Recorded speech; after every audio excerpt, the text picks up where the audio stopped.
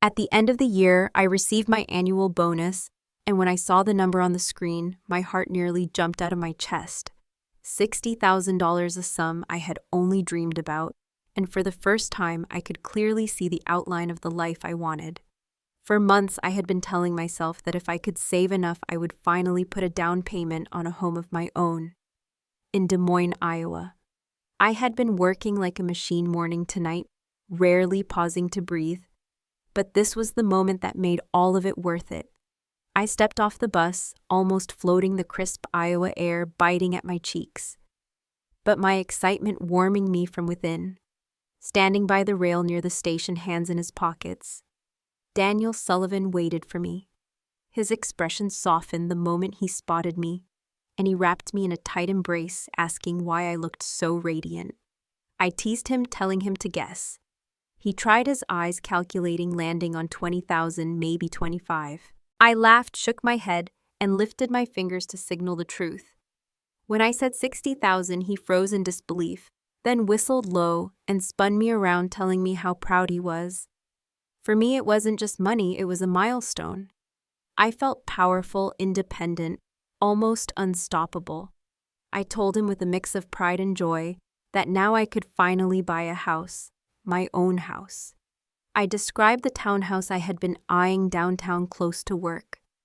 Surrounded by shops and parks, everything convenient, everything mine. I imagined mornings with sunlight streaming in through wide windows, evenings curled up on a couch that belonged to me and no one else. But as I spoke, Daniel's expression shifted. He laughed, but it wasn't the warm laugh I loved. It was sharp, cutting, mocking.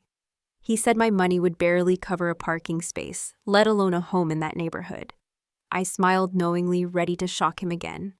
I wasn't holding just 60,000. I had been quietly saving for 3 years, juggling projects, living frugally, and I had accumulated nearly 300,000 more.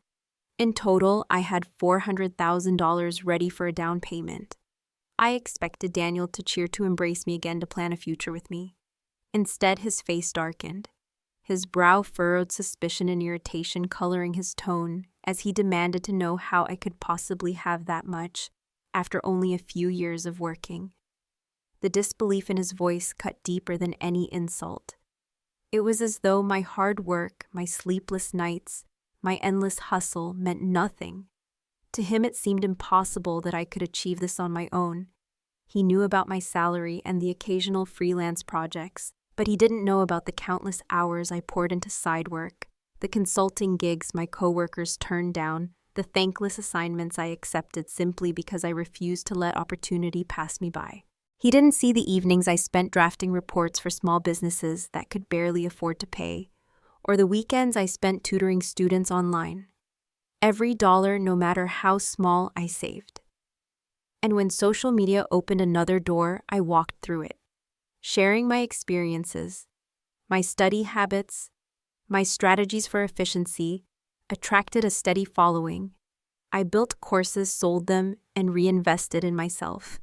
It wasn't glamorous, but it was honest work, and it gave me the independence I craved. I explained all of this to Daniel, but his expression only grew colder. Then he said the words that shattered the illusion I had been holding on to. If I bought that house, if I used all that money for myself, then we were done. He said if I really loved him, I would put his name on the deed, or at the very least use my savings to help him with his own mortgage. He didn't want me to own something entirely mine. He wanted me to remain tethered, dependent, small. My joy collapsed under the weight of his ultimatum. For years, I had believed we were building a future together, yet in that moment, I realized we had been walking entirely different paths. To me, buying a home was security, freedom, a sanctuary, after a childhood spent in a house that never felt safe. To him, it was a threat, a sign that I didn't need him as much as he wanted me to. I stared at him, my pulse pounding, my chest tightening with anger and disappointment. I wanted him to celebrate with me, to tell me we could decorate the walls together, to imagine Sunday mornings with coffee and quiet laughter. Instead, he was drawing a line, daring me to cross it, daring me to choose between my independence and his fragile pride. As the winter wind whipped around us, I felt something inside me harden. I thought about the long nights spent hunched over my laptop, while he slept the sacrifices I had made, while he complained about overtime. I thought about the countless times I had cheered him on in his struggles, never once questioning his worth, never once doubting his potential. Yet here he was, treating my success like a crime, demanding I diminish myself so he could feel tall. My fingers trembled as I clutched my phone, the glow of the bonus notification still bright on the screen. That money was mine, earned by my sweat and tears. And it was the first brick in the foundation of the life I had always imagined. I looked at Daniel, and for the first time I saw him clearly. Not as the partner I had convinced myself he could be, but as a man unwilling to celebrate my strength. The silence between us stretched until it felt unbearable. Finally, I whispered, "If buying a home means losing you, then maybe you were never mine to begin with." He didn't answer, only glared, his pride wounded, his authority challenged. I turned away, each step heavy yet liberating. The streets of Des Moines blurred before me, lights shimmering in the cold night, but I felt strangely calm. My future no longer depended on his approval. I had fought too hard, sacrificed too much to let anyone hold the keys to my dream. And though my heart ached, beneath the ache was something stronger, something fierce. Determination. For the first time, I was choosing myself. Little by little, my savings account grew thicker, the numbers climbing until they reached the figure I had dreamed about. When I finally explained the whole process to Daniel, his rigid expression softened. He smiled faintly, his voice tinged with pride as he told me. He had always assumed I only knew how to spend money, never realizing I could actually save this much, that I was truly wife material. The words might have sounded flattering to someone else, but to me they carried a strange weight. Over the years, though, I had worked myself to the bone. I never denied myself small pleasures, good meals, a little comfort when I could afford it. Perhaps it was that balance, the appearance of indulgence, that convinced him I wasn't capable of real discipline. For the first time, I allowed myself to share the truth of my quiet victories, smiling as I teased him, asking if he finally saw just how capable I was.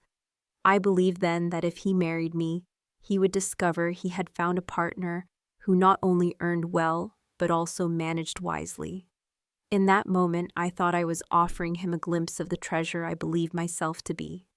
That night, we went to dinner together, and as the meal drew to a close, Daniel set down his fork. With a deliberate motion, his eyes serious.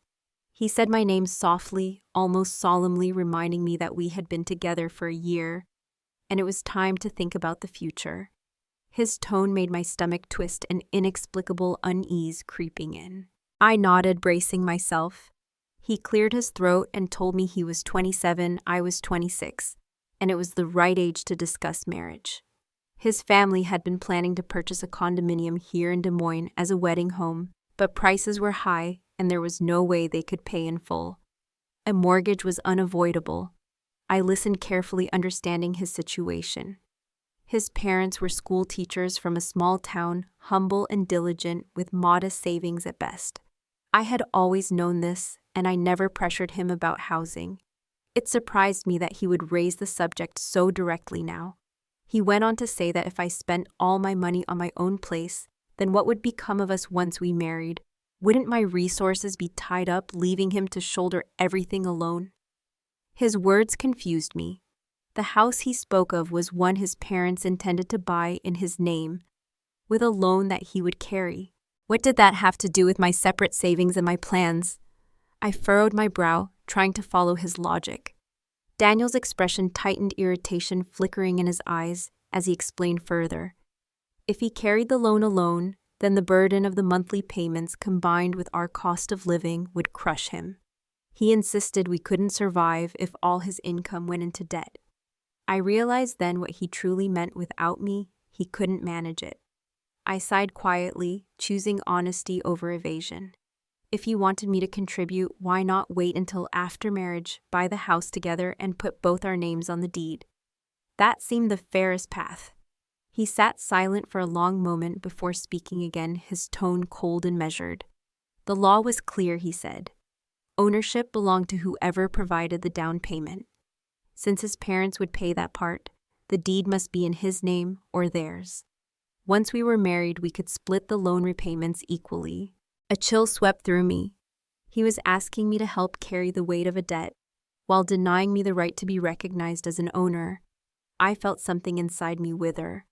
Forcing a brittle smile, I asked him what choice he would make in my position, owning a home entirely under his name, or a home where his stake was no greater than mine. I worked in finance. I was trained to see through flawed equations, and this was one of them. His face darkened, his voice rising as he accused me of selfishness, of caring only for myself. He insisted he wanted to build a family with me, to create a future together, and that my refusal to let go of my assets was proof that I didn't truly love him. I stared at him, at the man I had once believed responsible and grounded, someone serious about love and the future. Now all I could see was a man calculating, petty, and unwilling to value fairness. My lips pressed together as I considered, then finally I offered a compromise. If his parents could contribute $30,000 or $40,000 at most, then I would match it, even surpass it if necessary. We could split the down payment, evenly share the mortgage, and put both our names on the title. That to me was fair and reasonable. This was the fairest compromise I could imagine, the most reasonable solution for both of us. But Daniel didn't see it that way. He frowned and shook his head, immediately countering that if we poured every cent into the down payment, then how would we afford renovations or furniture? His words made it clear that he was already expecting me to cover those costs. An irritation began to rise inside me. My tone cooled as I told him bluntly that if there wasn't enough for decorations, then we could wait 2 more years.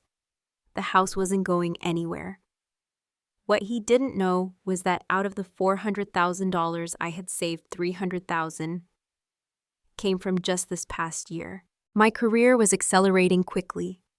My income on track to grow to $300,000 or even $500,000 annually. I wanted to tell him not to obsess over these immediate numbers, that compared to the money, the person he should be valuing most was me. But he never understood that. After a long silence, Daniel suddenly asked me if I absolutely had to buy a house of my own. I sighed, weary already of this endless tug of war. From the time I was a child, I had been told by my parents that I was unwanted, that if I didn't behave, I could leave, that if I wanted to die, I could do it outside, because I wasn't their child anyway. Those words cut deep and lodged themselves in me, leaving me feeling rootless for years. My greatest dream was to have a home of my own, a place no one could ever throw me out of again. I lifted my head, my eyes steady and unflinching, and told him yes. His hands clenched, his voice sharp with frustration as he spat out the words that felt like a slap. If I insisted on buying a house for myself, if I cared more about property than about us, then we should break up. My body froze. We had been together for a year, and though not perfect, our relationship had felt steady. How could he say those words so easily, so recklessly? I stared at him, my eyes burning, and asked him to repeat it. He faltered, his voice backpedaling, softening as he claimed he didn't mean it, that it had just slipped out. He reached for me, his tone melting into the pleading cadence I had heard from him many times before. But this time I was no longer willing to listen. I jerked my hand away, my voice colder than I even recognized. Fine then, break up. If there was one thing I had despised all my life, it was being manipulated with threats. Once the words were spoken, they couldn't be unsaid. I grabbed my bag and walked out of the restaurant. Daniel scrambled after me, his words tumbling over themselves in frantic apologies, begging me not to be angry, telling me he hadn't meant it. Without turning back, I told him evenly that if he hadn't wanted me to take him seriously, then he should never have said it. Words reveal what the heart has already decided.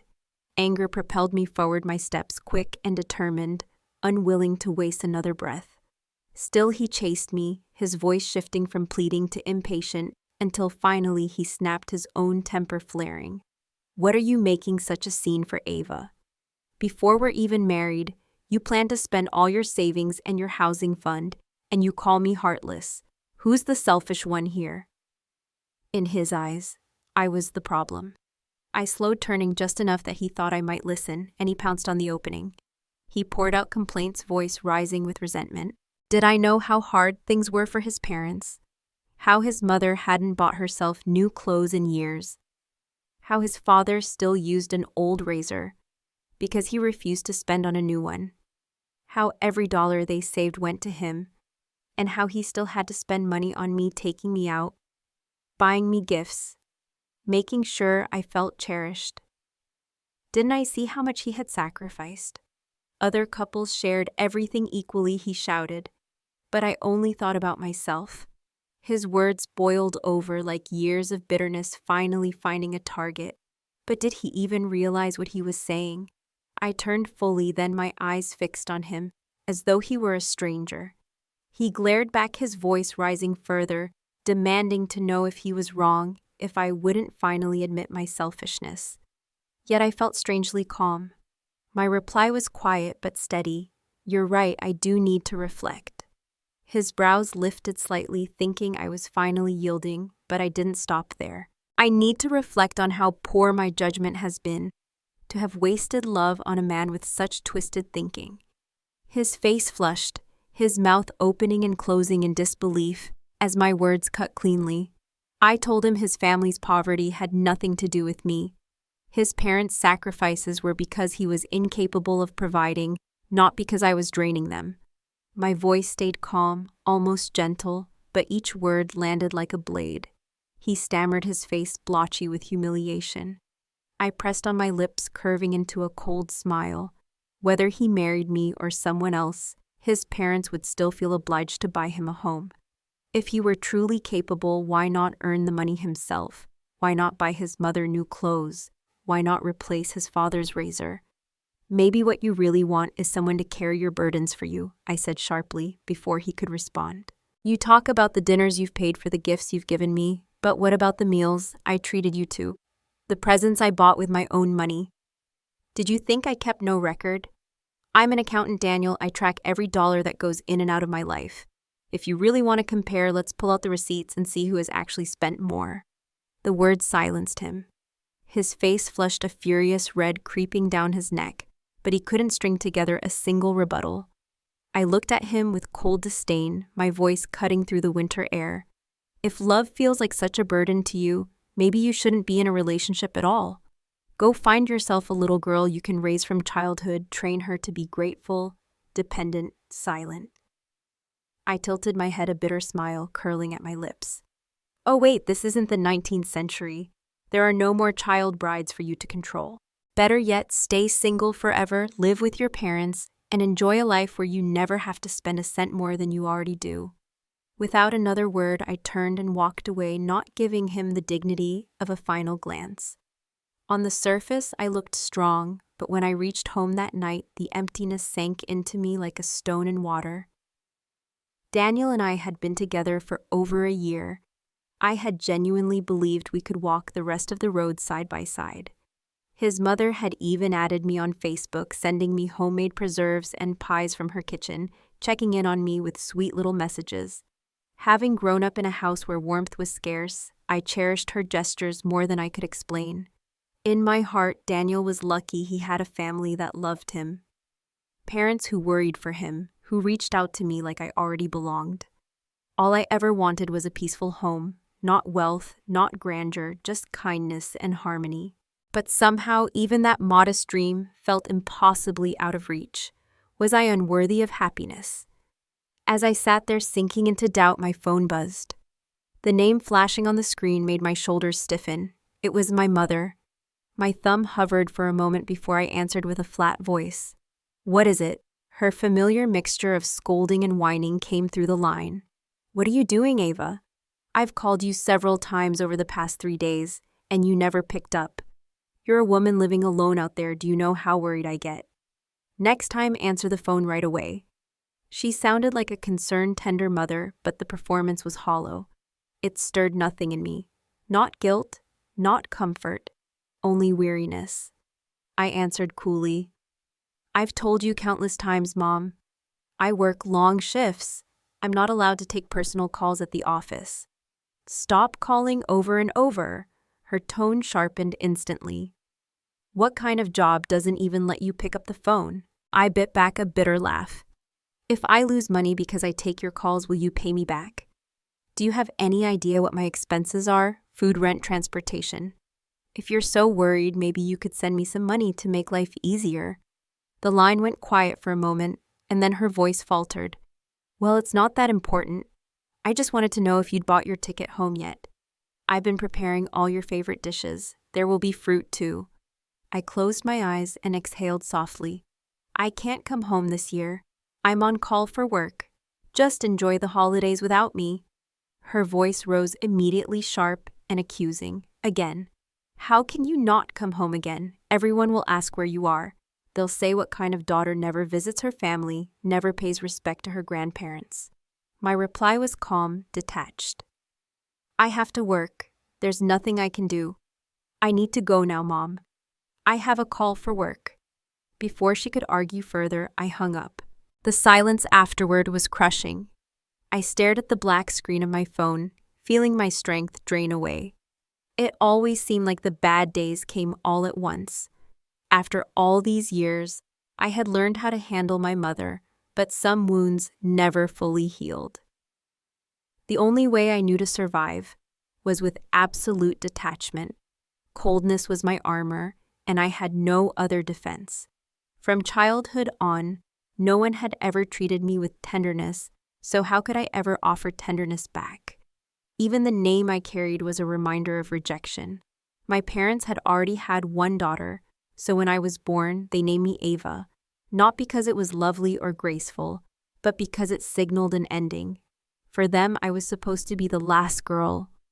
Proof of their disappointment, a final stop, before the son they wanted and never had. My father had longed for a boy, and when my mother could no longer bear children after me, I became the emblem of failure in their eyes. From as early as I can remember, my mother never worked a day in her life. She spent her hours at card tables or wandering the markets, ignoring us as if we were invisible. I grew up ragged, my hair unkempt, my face streaked with dirt, my nose running in the cold. Winters were merciless in Iowa, and I played with stray dogs on the edge of town. No different from them in the eyes of anyone who passed by. If not for my older sister occasionally searching me out, I might have disappeared without anyone noticing. When school came, my mother considered me a nuisance. She dressed me in hand-me-downs clothes that no longer fit my sister clothes, that left me shivering. The few times I asked for something new, she lashed out with words sharp enough to scar.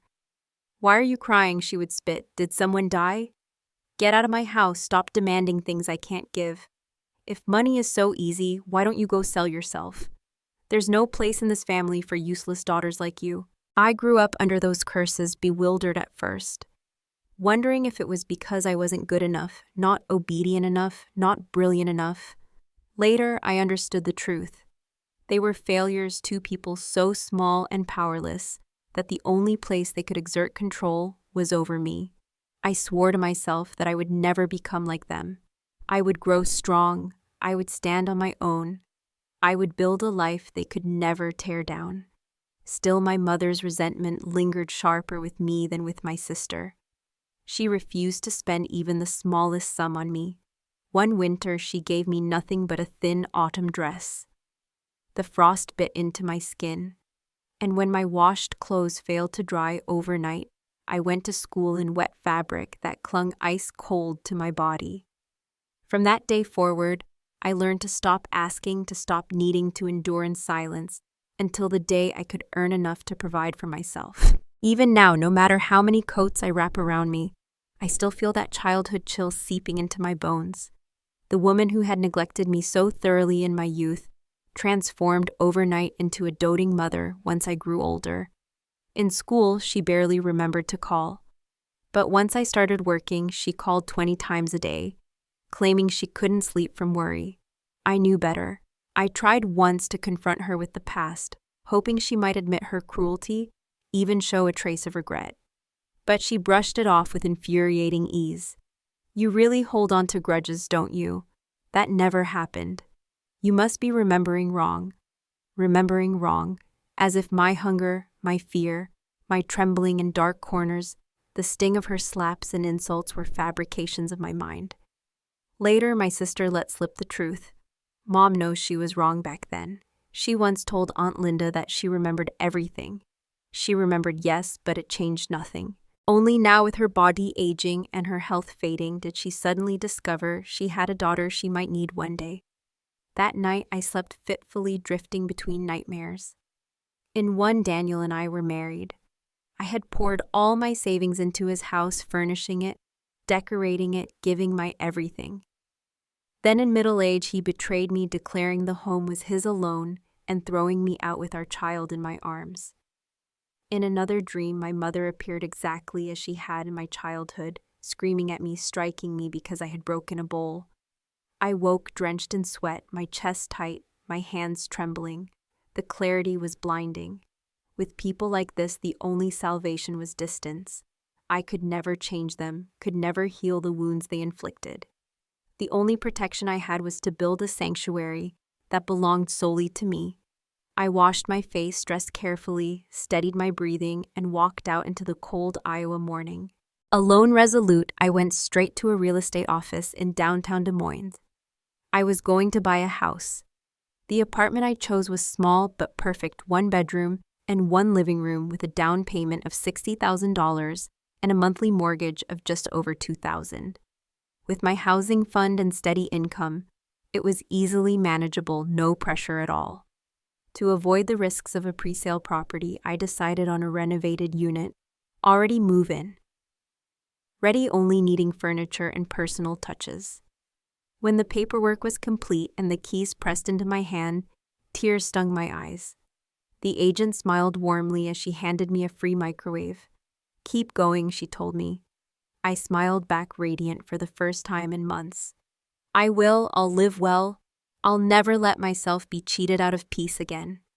The following days were filled with joy as I shopped for curtains, lamps, and little pieces that would make the place truly mine. One evening, while browsing a home goods store after work, my phone buzzed with a message from Daniel's mother. "Ava, did you and Daniel fight?" I didn't know how to reply. A second message followed, then another. "Don't even say it. Of course it was that boy's fault. Let me talk to him. I'll make him apologize to you. Please forgive him. Dear, you're young and love is rare. In a big city, finding someone to share life with isn't easy." Her words carried a kind of sincerity that almost made me falter. For 2 weeks, Daniel had been sending apology texts, but I hadn't answered. The glow of buying my own home had eclipsed the pain of our breakup. I knew deep down that I had made the right choice. Time apart only sharpened my clarity. We were never truly compatible. He earned less than half of what I did, yet he was stingy and narrow-minded. Our views on money, on family, even on raising children, clashed on every front. He had once declared he would save enough to bring his parents to live with us in Des Moines. A vow of filial piety that might sound noble but rang hollow when he couldn't even handle the cost of a modest condo. If I married him, the future would mean cramming into a 2-bedroom apartment with in-laws underfoot, suffocating day and night. In the past, blinded by my longing for a home, I had ignored the obvious. Now I saw everything clearly. I finally typed a short reply to his mother, Auntie. "I will speak with him, but we need a proper breakup." My plan was to meet Daniel the next day at a coffee shop, explain calmly, and end things with dignity, but I never got the chance. That afternoon, he appeared at my door with a bouquet of flowers, his face plastered with an eager smile. After a long pause, I opened the door. He stepped inside immediately, voice dripping with syrup. "Baby, don't be mad. Why are you holding a grudge so long? It was my fault. Forgive me, please." His tone was so practiced, so oily, that I didn't even know how to begin. When I stayed silent, he doubled down, calling me sweetheart, darling, promising over and over that he would listen to me from now on. For a moment, I just stared. Listen to me from now on. The words echoed bitterly. Was this the same man who had threatened to leave me if I dared to buy a home on my own? He nodded earnestly, as if reading my thoughts. "You were right, Ava. We're about to marry, we shouldn't keep score. What matters is that we're united. After the new year, let's get our marriage license, then buy a bigger place together. With both our incomes, the payments will be lighter, and I'll work hard to give you a good life." His eyes gleamed with conviction, but all I felt was revulsion. He reached out to pat my head, a patronizing gesture he must have thought was tender. "Baby, are you too happy to speak?" My stomach lurched. I pressed a hand to my chest, swallowing back the nausea, and slowly began to speak. "Actually, But before I could finish, his eyes swept the room, puzzling over the bare walls and missing furniture. "Why is this place so empty?" he asked, almost alarmed. I let out a cold laugh. "Because I've already returned this rental. Most of my things are in the new apartment now. Only a few bags and some stuffed animals you gave me are left here." I barely had time to explain before Daniel cut me off, rushing toward the bathroom. "Sweetheart, let me use the restroom first, then we'll talk." Was thoughtlessness his natural state? I drew a long breath, forcing down my rising impatience, deciding I would wait until he returned and tell him everything to his face. But just then, his phone lit up on the table. A new message. "Listen to your mother, coax Ava properly. She may not come from much, but she knows how to make money." My blood froze. The thundering in my chest nearly drowned out the rest. Daniel had once told me his passcode, a gesture meant to prove his trust.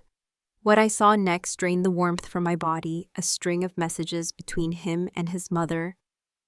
"Mom, we don't have enough money. I need to convince her to cover the renovations and furniture. Those things don't add value anyway, just expenses that disappear." I know, his mother replied. "Just be careful. She's not stupid. You'll have to handle her gently." Another text came. "Mom, she has nearly 60,000 saved and she wants to buy a place in her own name. Can you believe it? She's only been working a few years and already has more than we've saved in a decade. I have to hold on to her. She's basically a money tree." "Don't be childish," his mother urged. "Think long term. Girls are easy to coax. Flowers, dinners, she'll soften up. You can't catch a wolf with empty hands, but the investment is small compared to the reward." 2 weeks of this. 2 weeks of his mother plotting, urging him to charm me back, pressuring him to push me into marriage quickly. The woman I had once thought warm and kind was nothing more than a calculating schemer. I had been such a fool to think otherwise. The flush of running water from the bathroom jolted me. Quickly, I set his phone back in place, swallowed the bile of disgust, and steadied myself. When Daniel emerged, still wearing that saccharine smile, I felt a chill crawl up my spine. He wasn't simple at all. He was a man with a deep game, capable of acting the part of the devoted boyfriend while secretly strategizing how best to exploit me. I was a girl far from home, alone with savings, that now painted a target on my back. Peaceful separation would not come easily. In that moment, I began to plan. I forced sorrow into my face, my voice low and trembling. "I was just about to tell you, Daniel. I'm moving out soon." His brows furrowed. "Why did your landlord kick you out?" I shook my head, feigning discomfort and hesitation. "My mom was diagnosed with lung cancer. She needs surgery. My family had nothing, so I stepped in to cover everything. That's why I've been away these past 2 weeks." I was back home, arranging it all. His eyes widened, a flicker of doubt mingling with confusion. "Is it serious?" I forced a thin smile. Thankfully, it was caught early. "She can still be treated. But the costs, Daniel, they're high." I sighed, my shoulders slumping. I had no choice but to give my father everything I had saved. The change in his expression was immediate. His face pinched, his voice sharp with a panic he didn't bother to hide. "Your family doesn't have any money at all. They let you, a young woman, shoulder everything. What about your sister? She can't help." The bitterness inside me nearly broke into laughter. His worry wasn't for my mother or for me, but for the savings he thought were his. I masked it with helpless resignation. "My sister has children to care for. She's giving her time. I'm giving my money. One with effort, one with resources. That seems fair, doesn't it?" His complexion drained, the mask slipping as his voice rose. "Fair? You gave all of it to your parents." I stood silent, watching him, letting the weight of his words hang in the air. Realization struck him like a slap. He cleared his throat, tried to soften his tone. I only worry for you, Ava. That's all. He stepped closer, took my hand, his voice suddenly gentle again, as if sweetness could erase what I had just seen with my own eyes. Daniel looked me straight in the eye and asked how I could hand all my savings to a mother who had never treated me well. Wasn't it worthless? I laughed bitterly inside. He knew what my mother had done to me. He knew how desperately I had always wanted a home of my own, yet even that didn't stop him from scheming to use me. He was dangerous. Outwardly, though, I kept my voice soft, sorrowful. She's still my mother, Daniel. I can't just stand by while she's dying. If your parents were in trouble, you wouldn't walk away either, would you? His jaw tightened as he squeezed my hand, awkward and defensive. In theory, yes, but you'll have to keep spending after this. How much more can you shoulder? I hid my contempt, masking it with a gentle tone. That's impossible to say. After surgery, there's chemo, then targeted drugs, the imported kind. The doctors say work better, but cost a fortune. This isn't the time to count pennies, Daniel. It's life or death. His confidence drained as he sank into a chair, his face etched with unease. I soothed him deliberately, my words light and reassuring. Thank you for worrying about me, love, but I'll be fine. I'm moving only because rent is too high. The company has a dorm I can use. I still have my job, and now more than ever I'll work hard. My parents are relying on me. His smile twisted, brittle, and forced, and in that moment disappointment settled over me like a final weight. To seal it, I added the faintest plea, my voice trembling. At least I still have you. If I ever run into financial trouble, you'll help me, won't you? The very mention of money froze him in place. His whole body stiffened, the hairs on his arms rising. Of course, he stammered, his voice low, stripped of conviction. I clasped his hand, eyes glistening as if from tears. You're so good to me, Daniel. I'm lucky to have you. It was too much for him. He sprang to his feet, stuttering about urgent errands before bolting for the door. From my window, I watched as he reached the street phone already pressed to his ear, his whole body buzzing with panic. I didn't need to guess he was calling his mother, reporting the disaster. I couldn't help but laugh, cold and sharp. It wouldn't be long before he ended things himself. 3 days later, silence finally broke. His message arrived without pretense, blunt and cowardly. Ava. I don't think we're right for each other. Let's break up. No explanation, no effort, not even the courtesy of a performance. So the act was over. I feigned surprise in my reply. Why, Daniel? Just a few days ago you said you'd listen to me in everything. Is it because my mom is sick? Do you feel dragged down by me? I added rows of question marks, filling my words with false desperation. He began typing, paused, erased, typed again. At last, one line appeared. That's not it. I've just thought it over. We really don't fit. Don't contact me anymore. I didn't answer. I took a shower, watched a few episodes of a long series, let myself enjoy a quiet evening. Near midnight, I finally sent my reply, a single word, fine. No farewell, no ceremony, just an ending. Relief washed over me, light and clean. When I moved into my new apartment, the joy was profound. For the first time in my life, I slept through the night without waking to shadows or nightmares. On New Year's Eve, as always, I didn't return home. My mother cried into the phone, her voice thick with accusation, but there was nothing she could do. I remembered all too vividly a younger version of myself sobbing, begging her for shoes that fit, pleading with tears in my eyes. Back then, my grief had been louder, rawer, more desperate. She had only turned away, bored, then beaten me for daring to ask. Wasn't this justice now? That night, I sat alone, ate dumplings I had made myself, and watched television while fireworks lit the Iowa sky. I wasn't lonely. I was free and I was content. Because this was my home, my sanctuary. The little space that belonged only to me. The proof of my relentless effort. 6 months passed and life was steady. My work thriving, and to my surprise, I even gained a new friend, Mrs. Thompson, the neighbor who lived across the hall. At first, our only exchanges were polite nods in the hallway, fleeting acknowledgments of each other's presence. Then one evening she forgot her keys while taking out the trash and had no choice but to wait at my place until her husband came home. That night she wasn't dressed in her usual elegant outfits, but in a pair of loud floral sweatpants which somehow made her seem warmer, more approachable. I tried not to laugh as I poured her a glass of water and said politely, "Please sit, I'm sure he'll be back soon."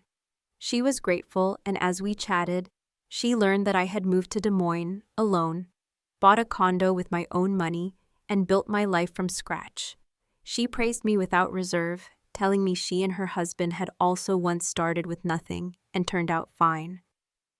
"You're remarkable," she said. "You have such a future ahead of you." Embarrassed, I smiled and muttered that she was being too kind. From that evening on, our bond grew. Thompson began cooking extra portions, bringing me soups and home-cooked meals. She would scold gently that takeout wasn't good for my health, that real meals from a kitchen were better. It had been so long since I'd tasted food that carried the warmth of family. Her cooking was extraordinary, so good that I nearly asked her to let me pay monthly to become her regular customer. She only laughed, inspired to vary her dishes further, serving me flavors I hadn't tasted in years. One evening while I devoured her shrimp and chive dumplings, she suddenly said, "Ava, I want to introduce you to someone. You'll meet him this weekend." I nearly choked, coughing on the dumpling. "A blind date." She cleared her throat, serious now. "Yes, and consider that you've already agreed. I'll text you the place and time. You're not getting younger, dear. Think seriously about your future. Should I go?" After everything with Daniel and his mother, my trust had been shattered. I was afraid that the moment I lowered my guard, I'd be used again, served up like a dish on someone else's table. But this was different. Mrs. Thompson radiated sincerity. Her care felt genuine, a maternal warmth I had rarely known. My instinct told me she truly wished me well. I couldn't let the wounds of one betrayal close my heart forever, so I chose carefully, dressing simply but tastefully, applying only light makeup, and arrived on time at the restaurant she had chosen. The moment I stepped inside, I recognized him from the photo she had shown me. He looked solid, his features honest, serious, the type of man who in a television drama would be cast as the dependable detective. Only he kept glancing at his watch, impatience flickering across his face. I walked quickly toward him. "I'm not late, am I?" "In fact, I was 5 minutes early." He looked up, his voice calm, almost formal. "You must be Ava Brooks." I nodded. "You're the one Mrs. Thompson mentioned." She had insisted we skip the endless messaging that people cling to nowadays. "Better to meet in person," she'd said. Surprise leaves the strongest impression. So here we were, two strangers with nothing but each other's names. Seeing my punctuality, he gave a small, polite smile. "Yes." "Hello, I'm Michael Hayes." I smiled back awkwardly. "Nice to meet you, I'm Ava." Then silence settled thick between us. We sat across from each other, but neither of us knew what to say, and I found myself staring at him, suspicion coloring my gaze. I blinked hesitant, then said softly, "You look so much like Mrs. Thompson." In the photo I didn't notice, but now that we're face to face, the resemblance is uncanny. Michael smiled, a little sheepish. I knew I couldn't hide it for long. "I'm her son." For a moment I was stunned. Mrs. Thompson really was too thoughtful. She had gone so far as to introduce her own son to me. Their family was stable and well respected. Both she and her husband worked in government, financially secure, and I'd heard her son was a researcher at a scientific institute, accomplished, bright, with a serious and decent demeanor. A man like that hardly needed introductions. Sensing my doubt, Michael explained patiently, "I work in a lab surrounded by men all day. Opportunities to meet women are rare, so I'm still single." He chuckled. "My mom told me that if you didn't like me right away, I should never admit who I was to save us both the awkwardness." I burst out laughing. Of course that sounded exactly like her. "She was adorable." Michael grinned, nodding. "I'm adorable too, like mother, like son." The ice broke and our conversation flowed easily. He was articulate, thoughtful, and when I spoke about my work, instead of tuning out, He listened with interest, even asking insightful questions. His education and character shone through in every word. After dinner, he suggested a movie and offered to walk me home. I agreed. But just as we stood to leave, a voice I knew all too well cut through the air behind me. "Ava, is that you?" I turned, and there he was, Daniel Sullivan. Still alive and unfortunately still present. His eyes widened, shock etched across his face as he looked from me to Michael, disbelief clear. He hadn't imagined I could ever be sitting with a man like this. "This your boyfriend?" His tone dripped with rudeness. My smile vanished. I answered evenly. "We have things to do, excuse us." Daniel hesitated, lips parting as if to speak. But in the end he stayed rooted silent. Outside, Michael leaned close, voice quiet. "That was him, wasn't it? The one who tried to manipulate you?" My teeth clenched. "Did your mom really tell you everything? How humiliating." But Michael only laughed, light and confident. Meeting him in person only makes me more certain. And so it began. We started seeing each other regularly, our relationship growing steady and strong. Through Michael, I finally understood the truth of a phrase I'd once dismissed. Though all humans are human, the distance between them can be wider than the gulf between species. Daniel proved it. He was a snake disguised as a man. The most ridiculous part was that he still tried to contact me, calling late at night with his feigned concern. "How's your mom, Ava?" As if it were his place to ask. I wanted to ask about his own mother, the one who had coached him to use me. My voice stayed cool. "She's better now, thanks." "If that's all, I'll hang up." Wait, don't hang up. "Does your boyfriend know about everything?" I answered flatly. "Yes." He fell silent, then sighed heavily, his voice dripping false regret. "Ava, that guy looks polished, scholarly, but he doesn't seem trustworthy. You should be careful. Doesn't it feel like he's just talking to hear himself talk?" He kept going, piling words on top of excuses. "Ava, I know I hurt you, but I had my reasons. These past months, I've thought of you constantly. If only you could care less about your parents' problems, maybe we could still—" His voice trailed into nothing, the same empty promises, the same self-serving plea. I pressed the button to end the call and blocked his number without hesitation. I didn't want to hear his voice for another second. A year later, Michael and I were married. At our wedding, Mrs. Thompson, my mother-in-law, now held my mother's hand and spoke with heartfelt emotion. "Thank you for raising such an extraordinary daughter. I promise I'll treat her like my own." My mother gave a stiff, awkward smile, unable to meet my eyes. In the weeks before the wedding, she had made a scene insisting on a bride price, claiming it was tradition. She reminded me that even my sister had received one. Calmly, I asked her what dowry she had prepared for me. She froze. Of course she hadn't prepared anything. She never would. At last she muttered that our family wasn't well off and that I had been working for years. Surely I had savings of my own. My laugh was cold, my tone detached. "No, I barely make enough to take care of myself. All my life I had hidden my financial state from them. My clothes were plain, my appearance simple, so they always assumed I lived in hardship." When I refused to yield, she tried again, suggesting I take a portion of the bride price as if it were a dowry. My eyes narrowed, voice sharp. "Then we'll follow tradition here too. In this city, if the bride brings no dowry, the groom's family owes no bride price. No one expects a daughter to fund her parents' lives. Whether you attend the wedding or not is entirely up to you." Her mouth opened, fury flashing in her eyes, but no words came. She knew me too well. If I had spoken, I meant it. So she fell silent. On the day of the wedding, when she arrived and saw the grandeur of the ceremony, the refinement of Michael's family, her pride collapsed into silence. She felt her own smallness and caused no further trouble. The wedding was exhausting. Late that night, when Michael and I finally reached our home, he slipped behind me, kissed the back of my neck, and whispered in his low, steady voice, "I'll take a shower first." "Wait for me, sweetheart." The heat in his gaze made me blush. I nodded shyly, "Sure, go ahead." But as he stepped toward the bathroom, he suddenly turned back, leaned close, and murmured, "Or we could shower together." My face flamed. No need. His own ears burned red, and seeing my reaction, he laughed nervously, disappearing into the bathroom with quick steps. Watching him, I couldn't help but smile, joy spilling through me. My life had finally become the dream I once thought impossible. But just then, my phone buzzed with a message from an unfamiliar number. Ava, I miss you. Why did you block me? Are you still angry? I know I was wrong. I've thought about it all year. I shouldn't have rushed to end things. Let's start over. Life is a circle, and I've realized you were always the best for me.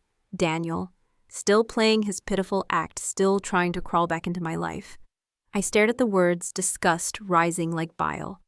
If he dared disturb me again, I would not hesitate. I would go straight to the police. Thanks for listening. Be sure to subscribe so you don't miss the next videos.